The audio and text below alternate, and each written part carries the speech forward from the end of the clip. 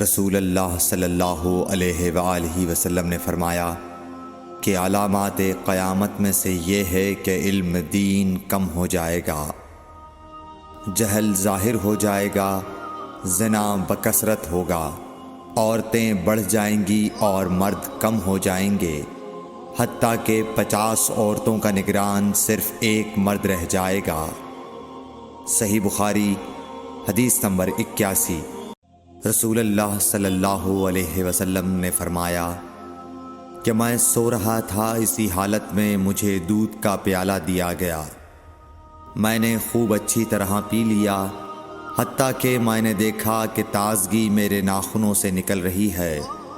پھر میں نے اپنا بچا ہوا دودھ عمر بن الخطاب کو دے دیا۔ صحابہ رضی اللہ عنہم نے پوچھا، آپ نے اس کی کیا تعبیر لی؟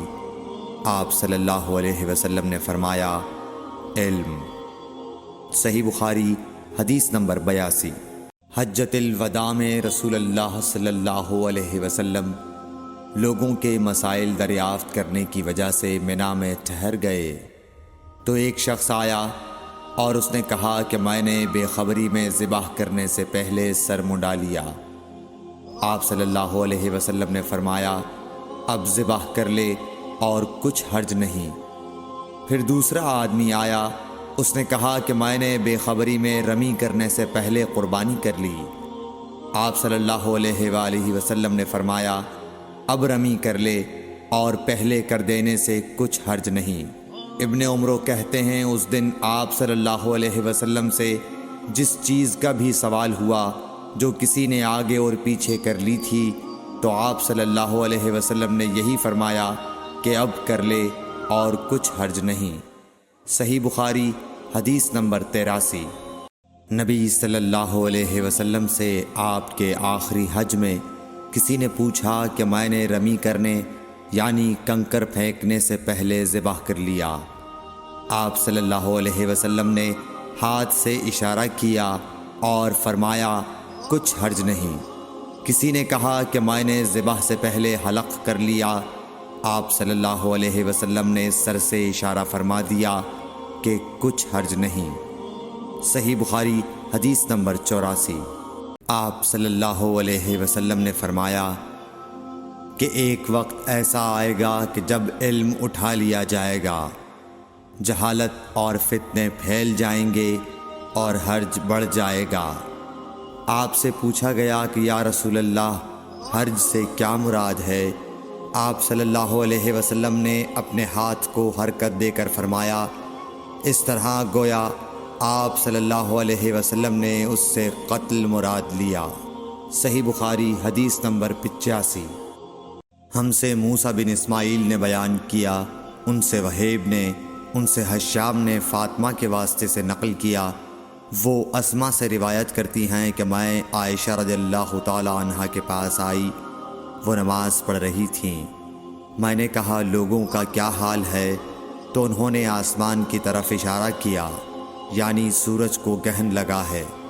اتنے میں لوگ نماز کے لیے کھڑے ہو گئے۔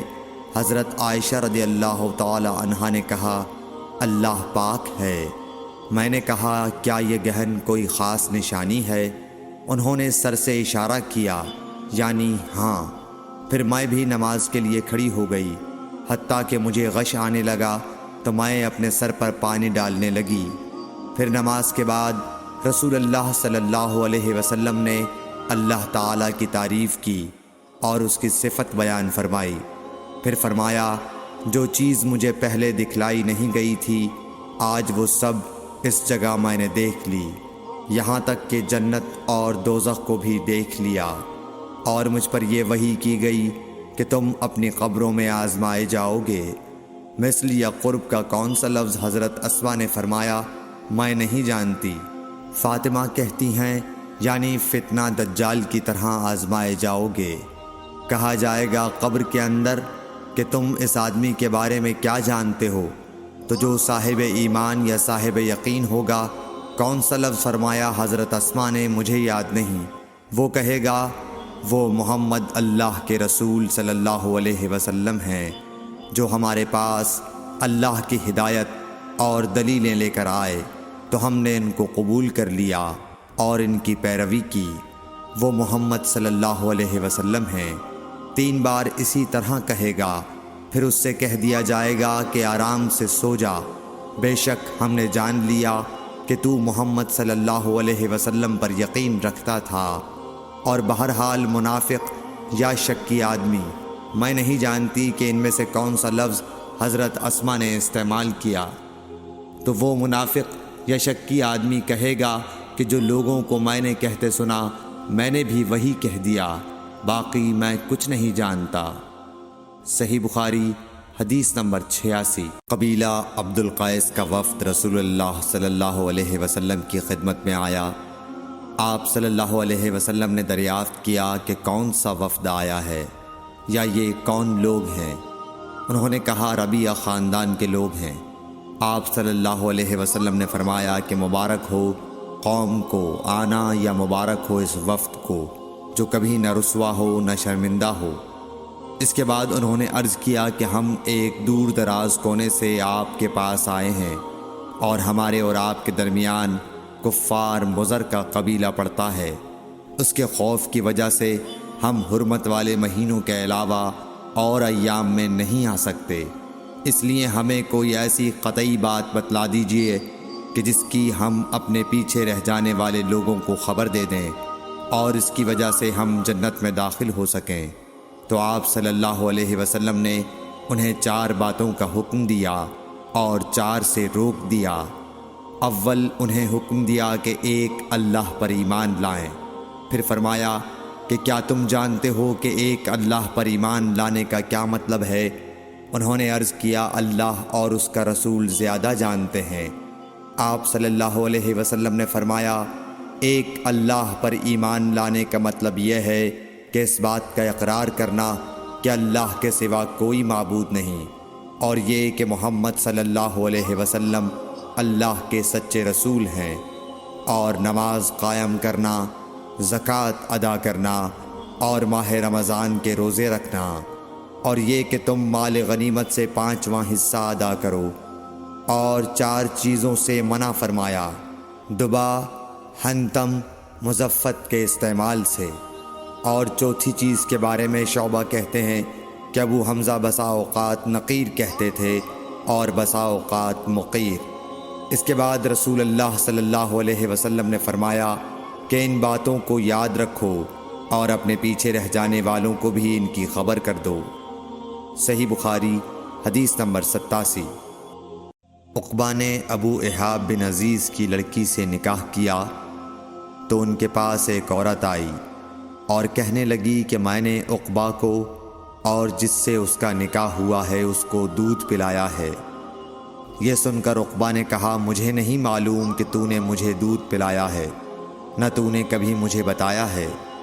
تب سوار ہو کر رسول اللہ صلی اللہ علیہ وسلم کی خدمت میں مدینہ منورہ حاضر ہوئے اور آپ سے اس کے متعلق دریافت کیا تو آپ صلی اللہ علیہ وسلم نے فرمایا کس طرح تم اس لڑکی سے رشتہ رکھو گے، حالانکہ اس کے متعلق یہ کہا گیا۔ تب عقبہ بن حارث نے اس لڑکی کو چھوڑ دیا اور اس نے دوسرا خاوند کر لیا۔ صحیح بخاری حدیث نمبر 88۔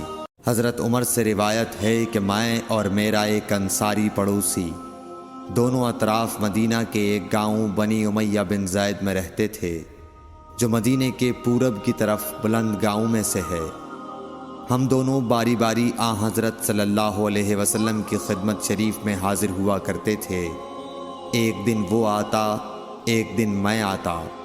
جس دن میں آتا اس دن کی وحی کی اور رسول اللہ صلی اللہ علیہ وسلم کی فرمودہ دیگر باتوں کی اس کو خبر دے دیتا تھا، اور جب وہ آتا تو وہ بھی اسی طرح کرتا۔ تو ایک دن وہ میرا انصاری ساتھی اپنی باری کے روز حاضر خدمت ہوا۔ جب واپس آیا تو اس نے میرا دروازہ بہت زور سے کھٹکھٹایا اور میرے بارے میں پوچھا کیا عمر یہاں ہیں؟ میں گھبرا کر اس کے پاس آیا۔ وہ کہنے لگا کہ ایک بڑا معاملہ پیش آ گیا ہے، یعنی رسول اللہ صلی اللہ علیہ وسلم نے اپنی بیویوں کو طلاق دے دی ہے۔ پھر میں اپنی بیٹی حفصہ کے پاس گیا، وہ رو رہی تھی۔ میں نے پوچھا کیا تمہیں رسول اللہ صلی اللہ علیہ وسلم نے طلاق دے دی ہے؟ وہ کہنے لگی میں نہیں جانتی۔ پھر میں نبی کی خدمت میں حاضر ہوا۔ میں نے کھڑے کھڑے کہا کہ آپ نے اپنی بیویوں کو طلاق دے دی ہے؟ آپ صلی اللہ علیہ وسلم نے فرمایا نہیں، یہ افواہ غلط ہے۔ تب میں نے تعجب سے کہا اللہ اکبر، اللہ بہت بڑا ہے۔ صحیح بخاری حدیث نمبر 89۔ ایک شخص حزم بن ابی کعب نے رسول اللہ کی خدمت میں آ کر عرض کیا یا رسول اللہ، فلاں شخص معاذ بن جبل لمبی نماز پڑھاتے ہیں، اس لیے میں جماعت کی نماز میں شریک نہیں ہو سکتا، کیونکہ میں دن بھر اونٹ چرانے کی وجہ سے رات کو تھک کر چکنا چور ہوتا ہوں اور طویل قرات سننے کی طاقت نہیں رکھتا۔ ابو مسعود راوی کہتے ہیں کہ اس دن سے زیادہ میں نے کبھی رسول اللہ صلی اللہ علیہ وسلم کو وعظ کے دوران اتنا غضبناک نہیں دیکھا۔ آپ صلی اللہ علیہ وسلم نے فرمایا، اے لوگو، تم ایسی شدت اختیار کر کے لوگوں کو دین سے نفرت دلانے لگے ہو۔ سن لو، جو شخص لوگوں کو نماز پڑھائے تو وہ ہلکی پڑھائے، کیونکہ ان میں بیمار، کمزور اور حاجت والے سبھی قسم کے لوگ ہوتے ہیں۔ صحیح بخاری حدیث نمبر 90۔